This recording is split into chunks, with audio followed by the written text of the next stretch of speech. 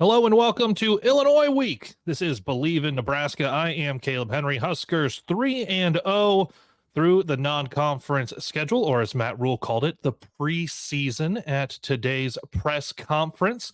Huskers getting into the Big Ten slate this Friday. Like I said, it is Illinois Week, hosting the Illini for a Friday night game, short week for the Big Red. Coach Matt Rhule keeping the week mostly the same as he did meet with the media earlier today at there on the campus of the University of Nebraska. Let's get into what Coach Rhule had to say, and we'll go through the entirety of that press conference. He had a lot of good things that he was talking about. And first of all, he was asked about how much he's interacted, how much he's gotten to know Illinois coach Bret Bielema. I've only gotten to know Coach during my time in the Big Ten, at the Big Ten meetings, at the Fiesta Bowl Summit, where a lot of coaches go down to. He's a leader amongst the Big Ten coaches. You know, he's on the AFCA committee and some other different things, so he's always very, very involved with all the issues and all the things that are happening. Does a great job at that. Very personable, really just a really, really good guy. We have a Big Ten coaches group chat to discuss issues. I think he heads up a lot of that, so I think he's, great about those things. I had a chance to meet his wife this year. They're a lovely family, so I have a lot of respect for him. His teams, I think they're going to play great defense. They're going to run the football. They're going to play great special teams. He was obviously, after an illustrious career, as a head coach, was with Coach Belichick. So I know he obviously understands that way of thinking, which is probably a lot like how we think, and doing a great job at Illinois. So I have a lot of respect for him.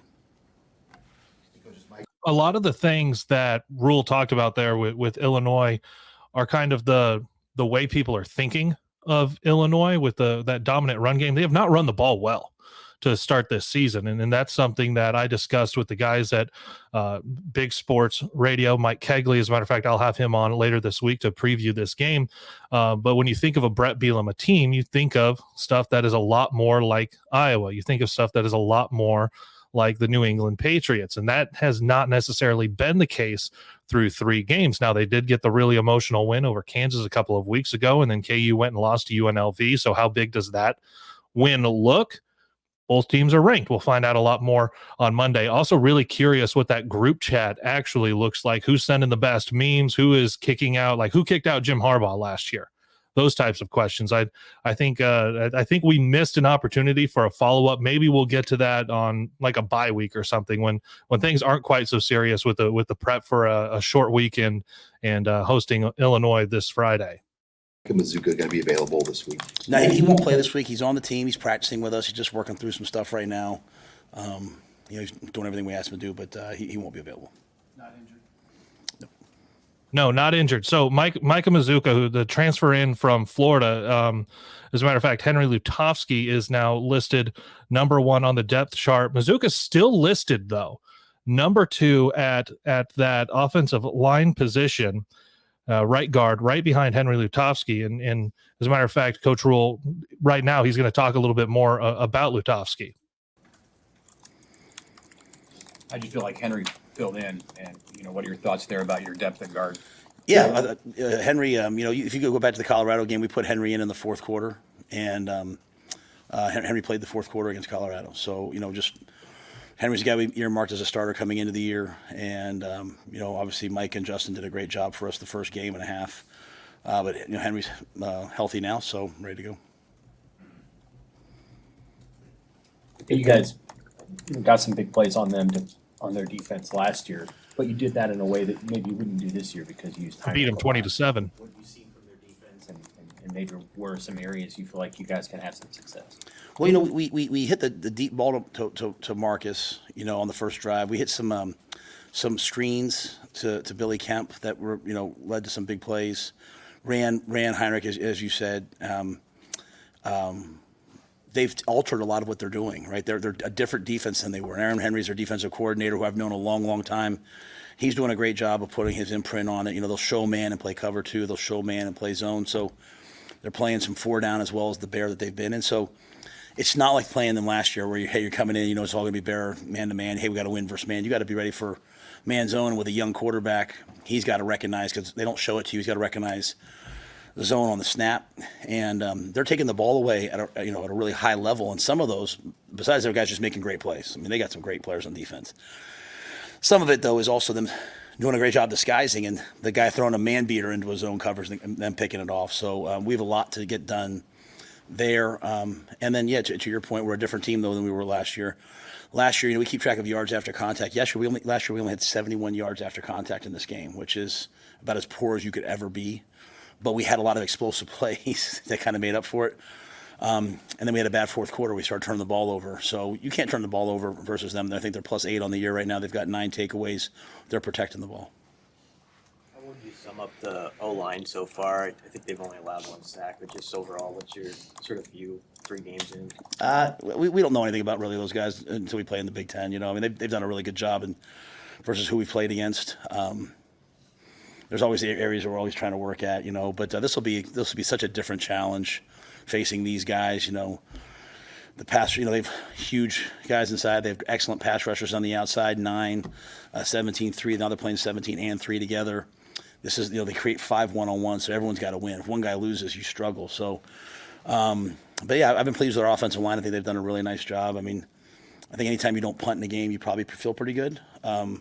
So I felt pretty good about what we did on Saturday offensively, but that was all preseason to me. Now the season starts. It's the first game for us in the Big Ten, and we'll find out where we are. How about that for everything that did happen for Nebraska in that 34-3 win over Northern Iowa? You think back and go, gosh, the offense didn't do as much in the second half, and they haven't over the first couple of games here. But to go back and really think about it and go, the Huskers didn't punt. They didn't punt in that game. Yes, the Panthers having the ball for 10 minutes on their first possession helped out a little bit with that. And you had some drives stall, but and Rhule, actually, he's going to talk about it here in a little bit as well, the analytics and going for some fourth downs and not being perfect on getting those.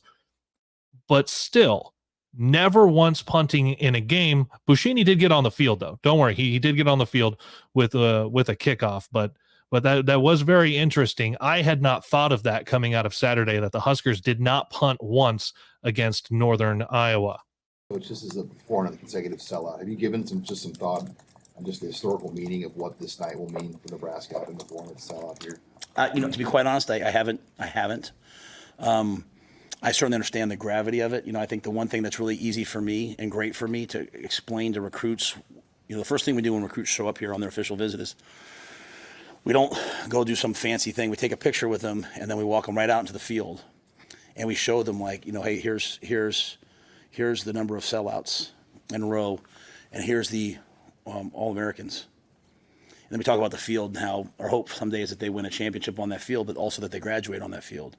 And how the University of Nebraska is not a football factory; it's a place of development, and that's a proof of it. That you can sell out for 400 straight games, and you can lead the country in academic All-Americans. Now they've changed some of the parameters and they're giving some away to other people, but we've been the leader in that for a long time. So it's just a perfect blend of everything, right? And it's what drew me here. It's what draws other people here. So I think getting to 400 will be great. My job, though, is to make sure that we win that game so that people leave happy about it, not anything else. So I'm just trying to stick to football. 400's good. Got to win the game, though. I do, yeah. Jamari could have played Friday night. I think that was more of got Cam in there. We liked the way Cam was playing. Got Kai in there and just thought, you know what, we were in control of the game. Let's push him to this week and get him a little bit healthier for this Friday night game. You play on a short week. We probably put some of the twos in earlier than I normally would in that game, which was actually really beneficial. They got a chance to play, even on that fourth down, fighting to keep them out of the end zone. I think that was really good for us. So Jamari should be way more healthier this week. He was talking about Jamari Butler, who's listed at number 1 on the depth chart opposite Ty Robinson. You talked about preseason, preseason being over. Given your experience in the NFL too, you approach it the same way, obviously game week. But could you talk about the heightened stakes now that it's league play? Yeah. So you think about it very simply. Our goal is to go 1-0 every week. Now that we're over with it, though, when you look back on it in hindsight, you went 1-0 in non-conference play, which is what we're supposed to do. Good teams do what they're supposed to do. But now we start the Big Ten, and we're trying to compete to win the Big Ten. That's why we're in it, right? So, all of these games matter. All these games are important. And so this is a great opportunity. It's our first league game. And so, yeah, we didn't certainly approach the preseason like the preseason.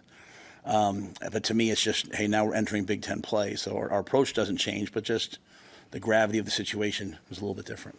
Undefeated in the You preseason. guys have played in terms of your physicality, not only in the games but in practice. Like as you go into Big Ten's a physical league, how do you feel like you guys are doing physically? I think we're doing fine physically. I mean, I think defensively, I think if you asked everyone on defense, they didn't like the tackling the other night. Our yards after contact, which has been in the 80s, the first two games was 180. So it was 100 yards more than it had been. So I think that was something that, really kind of bothered us. Even at halftime, I was very calm and stoic at halftime. I was like, hey, you're going to win the game. What's bothering you guys right now, which is a really great thing. I'm so happy that it bothers us. Like, we're not just happy to win. Now we're starting to play to a standard and understand, like, when we're not playing to a standard, it really bothers us. So, giving up a long drive and giving up 3 points in the first drive really bothered them. And that means that our guys are maturing, and they're not just playing, they're not just playing to, for the result. They're playing for the way that they play. So, so physically, I mean, that was a game we went out and we decided we were going to throw it more than run it early on, and then hope to run it more in the second half and have a lead. As I told our team, we needed the defense to play better to run the ball more. We needed more than 45 plays. Kind of like I think you asked that the other night, right, or whatever it was. So, but I think we're a pretty physical team. We'll find out this Friday night. This is a really physical team. You look at their stats; they're about like us in every category. So we're playing a mirror image of ourselves. Yeah, we'll see. We'll see. Because like I had said, Illinois is not the way you're thinking of the last couple of years, Brett Bielema's Illinois team, like you would think of a Big Ten West team. They just have not run the ball very well. I think Northern Iowa obviously what they did to Nebraska is they ran for almost 300 yards or whatever. I think Northern Iowa offensively is more physical than what Nebraska will get against Illinois. That's not to say Illinois is not going to have a very strong offense. They have through their first 3 games. We'll see how those match up with Nebraska. But I don't think you're going to get the same running attack from Illinois in the same way you got from Northern Iowa. So when you're looking at physicality, I think the front for Northern Iowa was stronger than what you're going to get from Illinois. Illinois is going to do different things, but I don't think the Illini are going to run anywhere near what the Panthers did against Nebraska this last Saturday. Games that have been in hand at halftime, is it more important in practice during the week to create some of the situational stuff? And how do you mix that in during the season? I know, scrimmages in August, you can do that. How do you do that in a week like this? It's really hard. I mean, we really have to focus on Thursdays on like, hey, here's our 2-minute. We have a lot of different situations that we call. We have rally, 2-minute, 4-minute last shot. Like we have all these things that maybe don't make sense to other people, but make sense to our guys. So we have to do them a little bit more. At the end of the half, we were moving in 2-minute, and we moved from last shot into what we call attack because we got the first down, and 4th and 3. The analytics say to go for that, right? In a game like that, maybe you kick that field goal because you can go up 24-3. But to me, we have to convert crucial plays if we want to be a great team. Great teams make great plays, and so that was a great opportunity to give that play to Dylan, give that play to the fellas, and say, all right, now go execute. And we didn't execute that one, right? And so sometimes when you don't execute, you learn more than when you do execute. So I think everything we do is very intentional. And again, we were pretty certain we were going to win the game, and pretty certain that we were in control of the game. I would never do anything to hurt that, but when it's borderline there, I think creating those scenarios are important. So yeah, I think that those were good things. And then the other thing that we're now realizing, okay, is, and this Friday night, obviously it's a ranked team, so it'll be maybe different, but we're no longer like the hunter. Like we're no longer like the unranked team that people are like, who do we have this? Oh, we're playing Nebraska. Oh, okay, we beat them the last 4 years. Now you're the team that people are preparing for. The UNI players who I had a lot of respect for. I mean, I thought that quarterback was a dude. I liked him too. Was a dude. After the game, they talked about, hey, we talked about this game all summer long, and our guys have to understand that, when then you start putting numbers in front of your name, right? People start saying, oh, we want to go beat a ranked team, So it's not quite your question, but I just do think our guys understand you're going to see different things. So all of a sudden we come out against these last week, and they're bringing 0 in the red zone. It's like, okay, well, they got us on one. Now we to kick a field goal. That could cost us a game at some point, right? So we have to be better in those areas. And so we're having to do a lot more situational stuff, to your point, Mitch, because we haven't been in, haven't had to go down there at the end. Ty Wallen has gotten on the field quite a bit these last 3 weeks. What have you seen from him to earn that playing time so far? Yeah, Kai's the guy that could have played for us last year. We redshirted him because we're trying to build a championship caliber roster, and so sometimes we do things that are difficult to do in the moment, but pay off in the long run. And Kai and James were two of those decisions last year that we redshirted last year. Kai, by the way, right behind Ty Robinson on that D end depth chart where he rotates in a lot. They rotate a lot of guys. And I appreciate the confidence like Kai and his family had in us to do that, because he was playing pretty well when we sat him. But now he's out there. He's a redshirt sophomore. He's 260 pounds, and he's playing better than he would have played if he played last year. So he's rugged. He's physical. He can play. He can go inside and play a 3 technique. He can play outside as a 5. He's getting good pass rush. So he's a guy that you can put in there, mix in with the 2s, mix in with the 1s, and know that the level of play is not going to drop off. Given the depth at that position, is Rhule then Popple a 4-game guy, or is he going to play the whole season? Yeah, Rhule will be a 4-game guy. How do you communicate that to somebody when they played again most of all last year? Hey, you can play 8 plays to 10 plays a game this year, or you can be Ty Robinson and those guys when they leave. And how big is that? How big is that comment right there from Matt Rhule? He's going to talk about Ty Robinson here in just a second, but when you're able to have those conversations with guys and say, "Hey, you're going to be redshirting," and it can feel like this is going to be a waste of my time. It's going to be a waste of a year, and he has a lot of really good things he'll say here in a second, but to be able to pitch that to a young man and say, you can play 8 to 10 snaps a game. Think about Nebraska only had 40 some snaps on offense. So if defensively it was the same thing, you're playing 25% or less of a game, or you can get bigger, stronger, faster, more talented, more experienced, and come back and be the dude. You can be Ty Robinson when he's gone next year. It just a phenomenal pitch that Rhule is able to give to these young guys. So that's a decision they make. Again, it's a credit to Riley. It's a credit to his family. And Riley was joking with me yesterday. He was like, hey, when they went down the field on that first drive, I was waiting for you to say, forget it, get in there. But I just think it's trust, right? In an era where I go to a lot of meetings and hear a lot of coaches say, like, these kids are going to transfer anyway, play them. Just because the system's changed doesn't mean a coach should change. Coaches are here. We're here to do what's right for the players. And so, Riley can certainly help us. We have other guys we think can help us, and we think Sue is going to come back and be healthy here soon. And, we're going to, if we can, and we have 2 more games with Riley. So, but I think Riley's going to be a great, great, great player here. And I think this year, because he stepped in for us last year, this year of development, he's on the scout team now. Just think of how much better our scout team is when we're out there today and we're having to block him. And then we got Brody Tagaloa back. I should make sure. And so happy for Brody, for him to get on the field this past Saturday. Was such a monumental thing. I've watched him. I've watched him in the weight room in the mornings at 6 a.m. for the last 2 years. And I think back to when he got hurt, his dad and mom coming in, and his dad saying to him, sometimes in life you have to embrace the delay. And I wrote that down. I said, what a beautiful thing. Embrace the delay. And Brody's just grown in the interim. So we have some guys back now, Sam, that allow us maybe with Riley. Coach, you mentioned Ty Robinson. He could have left 1, maybe even 2 years ago. But what does that say that he had trust in you to come back for this year? Yeah, I mean, I told him to leave, so he didn't trust me too much, because I said, you should go make some money, I just think the world of him. Honestly, I just think the absolute world of him. Guys like Ty Robinson are why guys like me coach, just that daily interaction, that daily relationship. And the great thing about Ty is he lets me be me. I'm sarcastic and snarky out there on the field. I'm taking shots and da-da-da. And like guys like Bear and him, I teased Bear the whole week against Colorado that, we weren't going to need him that week because it wasn't a run game. It was going to be a pass rush game. He got a sack, and he's like yelling at me from the field. Like, that's why I do this. I don't do it for any other reason.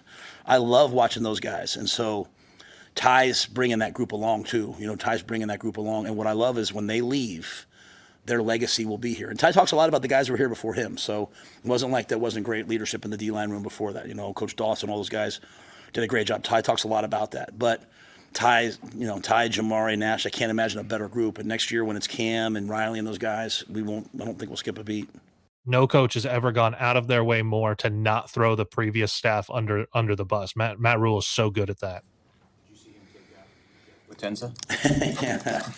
So after we beat Colorado, Jordan sent that out, like just the video of it on, like, we have a whole staff group chat. It's like 100 people, and I put it on my family group chat. And my 9-year-old, my 11-year-old, they thought it was the funniest thing in the world. Julia thought it was the funniest thing in the world. So I saw on Twitter them shaking hands now. So that's we can have fun without being silly, right? So I like that they're having some fun, but no one practices harder than Ty.